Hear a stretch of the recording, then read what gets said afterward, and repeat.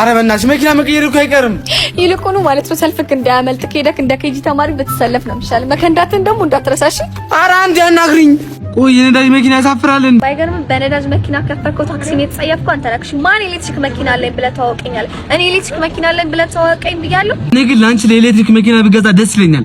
መንዳቴን እንጂ ለነዳጅ መሰለኝ ማን ይነግርሻል? እስከዛው አንዱ የባለ ኤሌክትሪክ መኪና ባለቤት ካልጠለፈኝ ልታገኘኝ ትችላለህ። ተራዬ ብለሽ ኤሌክትሪክ መኪና ያለው ሰው ማሳደድ ጀመርሽ ማለት ነው? ቆየውኩ። እኔ ግን ማዘው እንዳንቺ ተስፋቸው በነዳጅ መኪና ባልሆኑ ሴቶች ነው። እኔናችን እንዴት እንታወቅ ታውቃለሽ?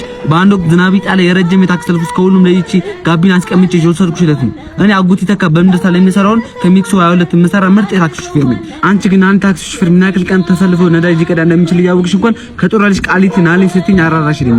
እውነትም አላቅሽም ማለት ነው። ክፉ ነገር እንዲያገኝሽ አልፈልግም። ቆይለም በያንጎ ፕሮ ከፍተኛ ገቢና ታገኝ ቦነስም ይኖርካል። በሳምንት እስከ 45000 ብር ድረስ ጥሪካ ይቋረጥ። አሳዘንኩሽ ማለት ነው። ግን የመጀመሪያው ጉዞ ካንቺ ጋር ሄድኩ ነው።